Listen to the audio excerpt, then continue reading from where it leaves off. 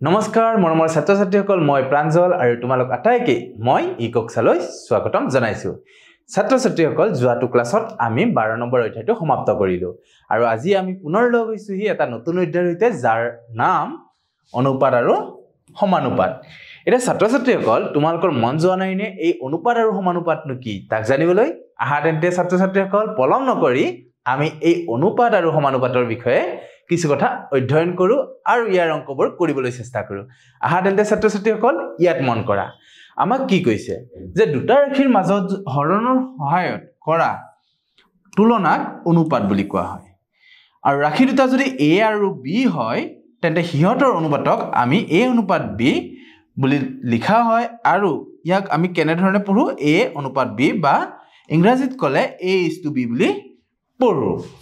ছাত্ৰ ছাত্ৰীসকল যিকোনো দুটা ৰাশিৰ যেতিয়া আমি হৰণৰ সহায়ত তুলনা কৰো তাক আমি কি বুলি কম অনুপাত বুলি কম আৰু এই অনুপাতবোৰক যেতিয়া আমি লিখো তেতিয়া লিখিম আমি a:b বুলি আৰু পঢ়িম কেনেকৈ a:b ইংৰাজীত আৰু অসমীয়াত a অনুপাত b আহা ছাত্ৰ ছাত্ৰীসকল তাৰ পিছত কি দিয়া আছে চাও ইয়াত আমাক দিছে কিছুমান নোট আৰু এই নোট বা টুকাখিনি তোমালোকে বহিত লিখি ৰাখিবা মনত সদায় ৰাখিবা কি কৈছে চোৱা প্ৰথমতে চোৱা অনুপাত হল এটা এককবিহীন তুলনাত্মক অধ্যয়ন দ্বিতীয়তে কি কৈছে যে ইয়াৰ উপৰি অনুপাতটো প্ৰকাশ কৰোতে আমি তাৰ লঘিষ্ঠ ৰূপটোহে ব্যৱহাৰ কৰিব লাগে অৰ্থাৎ যিবোৰ অনুপাত আমি পাও সেই অনুপাতবোৰৰ কেতিয়াও কোনো একক নাথাকে দ্বিতীয়তে কৈছে যে যেতিয়া আমি অনুপাতত লিখো সেই অনুপাতটো সেই হৰণ ফলটোৰ লঘিষ্ঠ ৰূপহে হ'ব তেনেহলে আহা ছাত্ৰ ছাত্ৰীসকল এই দুটা নোট লিখি লোৱাৰ পিছত আৰু কি নোট আছে অনুপাত আৰু সমানুপাত সম্পৰ্কে লিখি লও আৰু জানিবলৈ চেষ্টা কৰো দুটা ৰাশি যদি a:b হয় আৰু তাৰ অনুপাতটো আমি এনে ধৰণে লিখিম a অনুপাত b বুলি ইয়াৰ a টোক আমি কম পূৰ্বপদ বুলি আৰু b টোক কম আমি উত্তৰ পদ বুলি আকৌ কৈছে যে সাধাৰণতে ক'বলৈ গ'লে a আৰু b ৰাশি দুটাৰ অনুপাত পাবলৈ হলে ৰাশি দুটাৰ একক কি হ'ব লাগিব একে হ'ব লাগিব অৰ্থাৎ দুটা ভিন্ন এককৰ ৰাশিক আমি কেতিয়াও অনুপাতত পৰিৱৰ্তন কৰিবলৈ নোৱাৰো প্ৰথমতে দিছে যে a অনুপাত b হলে a টো প্ৰথমতে আছে গতিকে a টোক আমি কম পূৰ্বপদ বুলি আৰু b টো দ্বিতীয়তে আছিল গতিকে b টোক কম আমি উত্তৰ পদ বুলি আৰু দ্বিতীয় নোটটোত কি কৈছে আমাক দ্বিতীয়তে কৈছে যে যেতিয়া আমি দুটা ৰাশিৰ অনুপাত নিৰ্ণয় কৰিম সেই অনুপাত গেইটাৰ a আৰু b টো সদায় কি হ'ব লাগিব একে একক বিশিষ্ট হ'ব লাগিব যদি ভিন্ন একক হৈ থাকে তেতিয়া হলে তাক আমি অনুপাতত প্ৰকাশ কৰিবলৈ নোৱাৰিম তাৰ পিছত চোৱাচোন আমাক এটা উদাহৰণ দিছে আৰু এই উদাহৰণটোনো কি দিছে কৰিবলৈ চেষ্টা কৰো আহা তেন্তে ছাত্ৰ ছাত্ৰীসকল মোৰ লগত তোমালোকে কৰি গৈ থাকা ইয়াত চোৱা ইয়াত কৈছে যে ৰাষ্ট্ৰীয় ঘাইপথত থকা দুখন দলং a আৰু এখন b এৰ দৈৰ্ঘ্য হৈছে 150 মিটাৰ আৰু b ৰ দৈৰ্ঘ্য হৈছে 750 ডেসিমিটাৰ মনত ৰাখিবা ইয়াৰ একক ইয়াত আছিল মিটাৰ ইয়াত আছে ডেসিমিটাৰ তেতিয়াহলে a আৰু b ৰ অনুপাতটো কিমান হ'ব তাৰ বাবে আমি এখন স্লাইড লৈ লম আৰু প্ৰথমতে মন কৰিবা যদি ইয়াৰ আমি অনুপাতটো উলিয়াব লাগে তেতিয়াহলে তাৰ কি কৰিব লাগিব আমি এককটো একে কৰি ল'ব লাগিব ইয়াত দলং এৰ দৈৰ্ঘ্য দলং এৰ দৈৰ্ঘ্য কিমান আছিল 150 মিটাৰ আৰু দলং বিৰ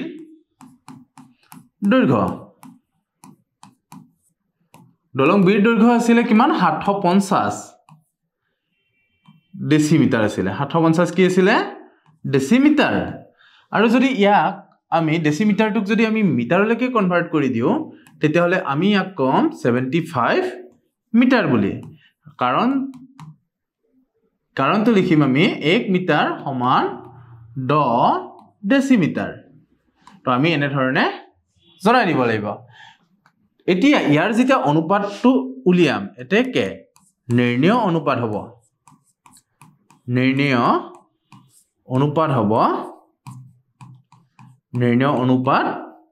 হ'ব কি হ'ব চোৱাচোন 150 এককটো কি আছিল মিটাৰ আছিল আৰু দ্বিতীয়টোৰ এককটো আমি সলনি কৰিলো নহয় গতিকে আমি ইয়াতে লিখিম 75 মিটাৰ হে লিখিম 750 নিলিখো কাৰণ এই এককটো আমি একে কৰি ললো যদি কেবা কাৰণে একে হৈ নাথাকে তেতিয়া হলে একে কৰি লব লাগিব আৰু যদি একে কৰিব পৰা কোনো ধৰণৰ তোমাৰ পথ নাথাকেই তেতিয়া হলে তোমালোকৰ হেতুটো অনুপাতে উলিয়াব নোৱাৰিবা এতিয়া ইয়াৰ এই একক মিটাৰ মিটাৰ কেনসেল হৈ যাব বাকি 75 ৰে যদি সব 75 গুণ 75 75 দুগুণ 150 গতিকে ওপৰত লবত 2 থাকিল হৰত 1 থাকিল আৰু ইয়াক অনুপাতত লিখিব লাগিলে লবটোক আমি পূৰ্বপদ হিচাপত লিখিম 2:1 আৰু হৰটোক আমি লিখিম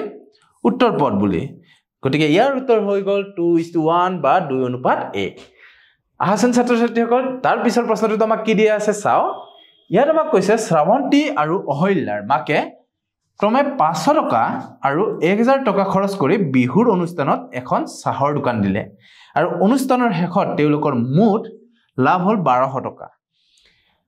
এতিয়া দুগৰাকীৰ ভিতৰত কোনে কিমান টকা পাব এনে ধৰণৰ অংকবোৰ পৰে আনুপাতিক ভাগত যত আমাক এই কাৰণে হেডিংতে দিয়া গৈছে যে আনুপাতিক ভাগ এটা তোমালোকে হয়তো বুজি পোৱা নাই যে আনুপাতিক ভাগ কি প্ৰথম কথা ইয়াতে তোমালোকে কোৱা যে শ্ৰাৱন্তী আৰু অহল্যাৰ মাকে বেলেগ বেলেগ পৰিমাণৰ টকা খৰচ কৰিছিল এজনে কৰিছিল 500 টকা এজনীয়ে কৰিছিল 1000 টকা লাভ হল 1200 টকা এতিয়া যদি 1200 টকাটো আধা আধা কৰি কিনে যদি লাভটো লৈ লয় 600 টকা কৰি তেতিয়া ইনজাস্টিস নহবনে তেতিয়া অন্যায় নহবনে কাৰবাৰ লগত গতিকে কি কৰিব লাগিব এনে ক্ষেত্ৰত যে পৰিমাণৰ টকা খৰচ কৰিছিল সেই পৰিমাণতে লাভটো পাব লাগিব বা লোকসানৰ কাৰণে সদায় দায়বদ্ধ হ'ব লাগিব তো তেনে ক্ষেত্ৰতে আমি কি কৰো আনুপাতিক ভাগ ব্যৱহাৰ কৰো আহাচোন তেনেহলে পলম নকৰি এই অংকটো সমাধান কৰিবলৈ চেষ্টা কৰো আৰু অহল্যাৰ মাকে আৰু শ্ৰাৱন্তীৰ মাকে কিমান টকা কৈ পাব লাভৰ পৰা মানে 1200 টকাৰ পৰা তাকে চাও আহা তেন্তে ছাত্ৰ ছাত্ৰীসকল ইয়াৰ পিছৰ প্ৰশ্নটো আমি কৰিবলৈ চেষ্টা কৰো ইয়াত প্ৰথমতে আমি লিখিম যে শ্ৰাৱন্তীৰ মাকে খৰচ কৰিছিল শ্ৰাৱন্তীৰ মাকে খৰচ কৰে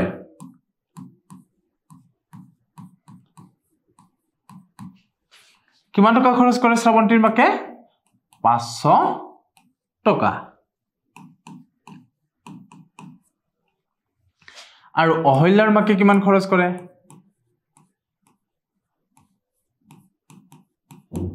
মাকে খৰচ কৰে 1000 টকা তেওঁলোকে খৰচ কৰা টকাৰ অনুপাত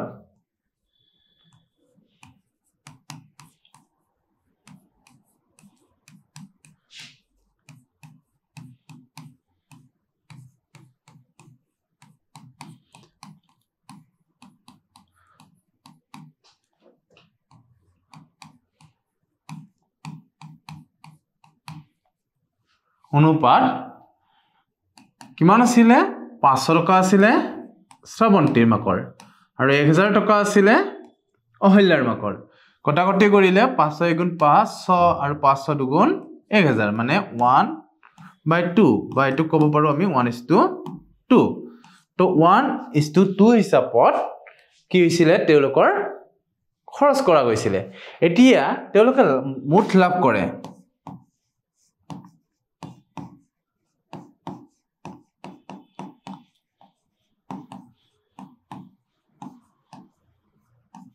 তেওঁলোকে মুঠ লাভ কৰে কিমান 1200 টকা কিমান 1200 টকা এতিয়া তেওঁলোকৰ আনুপাতিক ভাগ কিমান হ'ব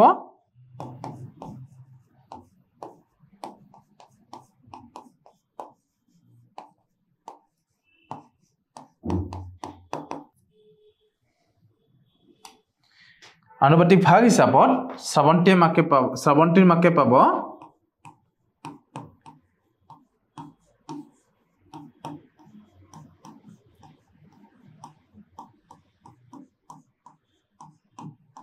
সমান কিমান পাব আৰু অহল্যাৰ মাকে কিমান পাব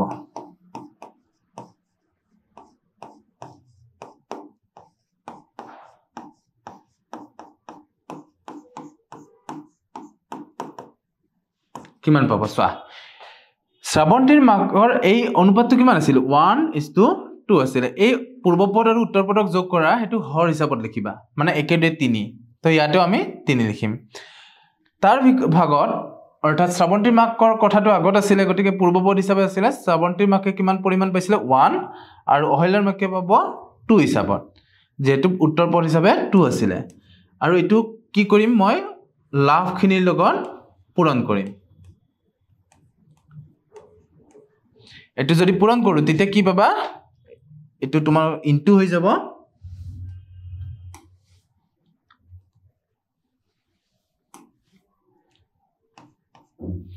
এতিয়া কটাকটি কৰি 3 * 3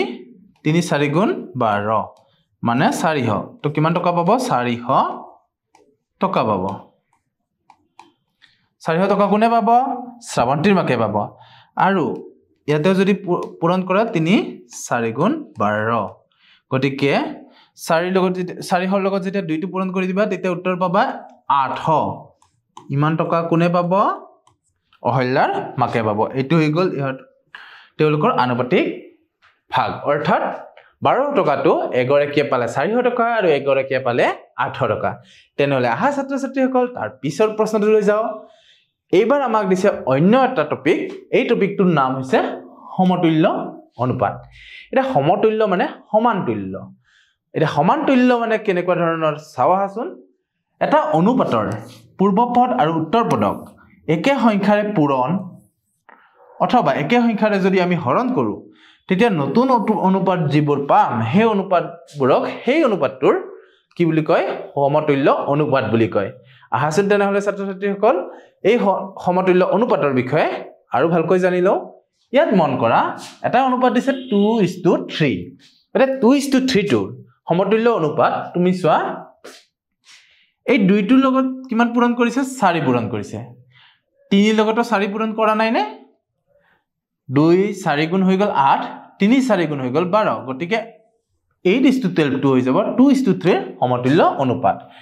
তেনে ধৰণে যদি 12:18 ত যোৱা 2 লগত 6 যদি পূৰণ কৰা 2 লগত যদি 6 পূৰণ কৰা তেতিয়া হলে তুমি পাবা 12 3 লগত 6 পূৰণ কৰিলে কিমান পাবা 18 সো ইয়াতে 6 পূৰণ কৰিছিলো ইয়াতে 6 পূৰণ কৰিছিলো একে সংখ্যাই আমি কি কৰিছো পূৰণ কৰিছো আৰু এটো আমি কেনে ধৰণে পাম যেটো লঘিষ্ঠ আকাৰ সেই লঘিষ্ঠ আকাৰটোৰ পৰা বেছি সহজে উলিয়াব পাৰিম আমি তেনে ধৰণে ইয়াত চোৱা 2 8 গুণ 16 3 8 গুণ 24 2 2 গুণে 4 3 2 গুণে 6 গতিকে এই আটাইবোৰ কি হয় সমতুল্য অনুপাতৰ উদাহৰণ হয় তাৰ পিছত চোৱা 2:3 8:12 দিছে 12:18 দিছে 16:24 দিছে অৰ্থাৎ সমতুল্য অনুপাতবোৰ আসলতে কি হয় সমান হয় এই আটাইবোৰক আমি একে সমান অনুপাত বুলি ক'ব পাৰো আৰু ইয়াক সহজভাৱে আমি ক'বলৈ গলে কি বুলি কম সমতুল্য অনুপাত বুলি কম আহাচোন তেনেহলে ছাত্ৰ ছাত্ৰীসকল তাৰ পিছত আমাক কি দিয়া আছে চাও এবাৰ আমাক এটা উদাহৰণ দিছে আৰু এই উদাহৰণটোত কৈছে যে এটা পেন্ট আৰু এটা শাৰ্টৰ মূল্যৰ অনুপাত হৈছে কিমান 5:2 শাৰ্টৰ মূল্য যদি 1200 টকা হয় তেন্তে পেন্টৰ মূল্য কিমান হ'ব কেনেকৈ কৰিবা তোমালোকে এইটো কোৱাচোন ইয়াত পেন্ট আৰু শাৰ্টৰ পেন্ট আৰু শাৰ্টৰ মূল্যৰ অনুপাত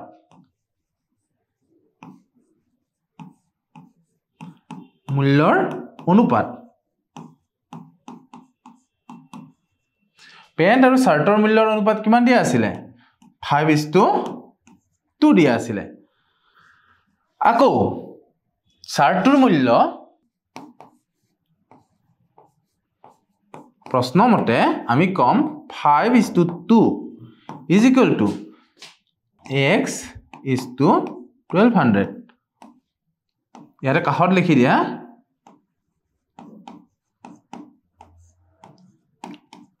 হল পেন্টৰ মূল্য x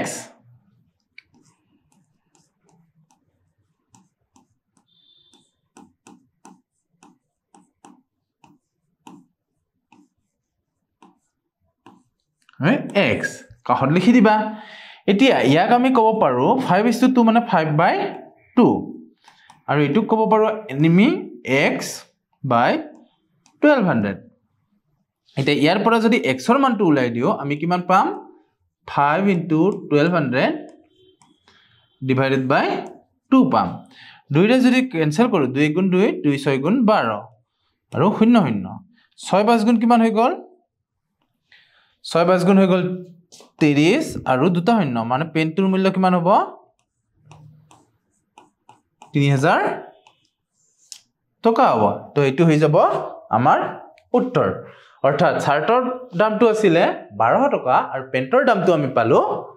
3000 টকা বুজি পালা নহয় ছাত্ৰ ছাত্ৰীসকল আহাচোন তেনেহলে তাৰ পিছৰ প্ৰশ্নটো লৈ যাও ইয়াত মন কৰা ইয়াত কৈছে যে 1 কুইন্টল আৰু 60 কিলোগ্ৰামৰ অনুপাতটো কিমান হ'ব আমি জানো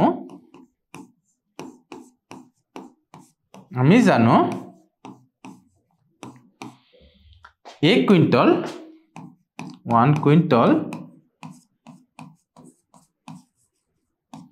সমান 100 কিলোগ্ৰাম এতিয়া ইয়াৰ যদি এককটো একে কৰি ললো এতিয়া তো এককটো কি কৰি ললো আমি এটা ইয়াৰ অনুপাত হ'ব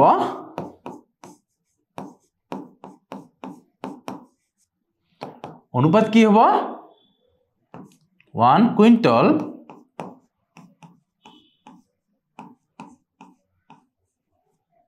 divided by 100 কেজি সৰি তো 100 কেজি নহবগে আৰু কিমান আছিল 60 কিলোগ্ৰাম আছিল গটিকে ইয়াত লিখিম আমি 60 কিলোগ্ৰাম 1 কুইন্টল মানে আছিল 100 KG KG KG KG cancel কৰি দিয়া ইয়াৰ শূন্যটো ক্যান্সেল কৰিলো বাকি থাকিল 6 6 2 3 গুণে 6 2 5 গুণে 10 ওপৰত থাকিল 5 আৰু তলত থাকিল 3 গতি ইয়াৰ অনুপাতটো কিমান হৈ গল 5:3 হৈ গল ইয়াৰ অনুপাত বুজি পালা নহয় ছাত্ৰ ছাত্ৰীসকল এনে ধৰণে আমি কি কৰিব পাৰো অনুপাতবোৰ নিৰ্ণয় কৰিব পাৰো আহাচোন ছাত্ৰ ছাত্ৰীসকল তাৰ পিছৰ প্ৰশ্নটো লৈ যাও এতিয়া আমাৰ সময় হল মূল্যায়নৰ এতিয়া আজিৰ মূল্যায়নত আমাক কি প্ৰশ্ন দিছে চাও আহাচোন প্ৰথম মূল্যায়নটো দিছে আমাক যে মিনুৱাৰা আৰু নীলাক্ষীয়ে 20 নম্বৰৰ গণিতৰ পৰীক্ষা এটাত 18 আৰু 16 নম্বৰ লাভ কৰে কিমান নম্বৰৰ ভিতৰত পাইছিলে 20ৰ ভিতৰত 18 আৰু 16 নম্বৰ লাভ কৰে হিহতৰ প্ৰাপ্ত নম্বৰক কিমান নম্বৰ পাইছিলে সেইখিনিৰ অনুপাত নিৰ্ণয় কৰা প্ৰাপ্ত নম্বৰ আছিল 18 আৰু 16 এটা 18 আৰু 16ৰ আমি যদি অনুপাত উলাও হেতু হ'ব নিৰ্ণয় উত্তৰ প্ৰাপ্ত নম্বৰসমূহ কি আছিল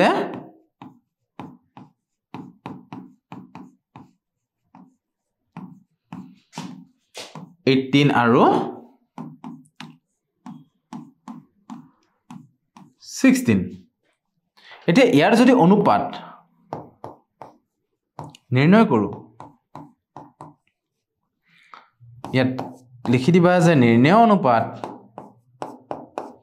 সমান 18 divided by 16 2 ৰে কাটিলে 2 ৰে 9 বাৰ 2 ৰে 8 বাৰ গতে ইয়াৰ অনুপাত হৈ গল 9/8 মানে 9:8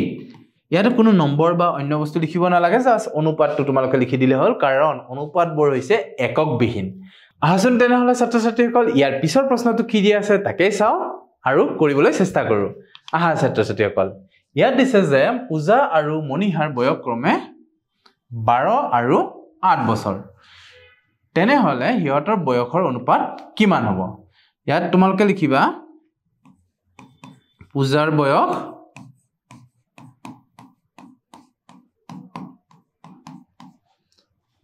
কিমান 12 বছৰ আৰু মনিহাৰ বয়স কিমান আছিল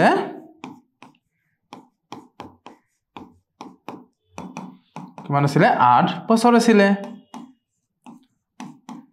এতেকে অনুপাতটো কিমান হ'ব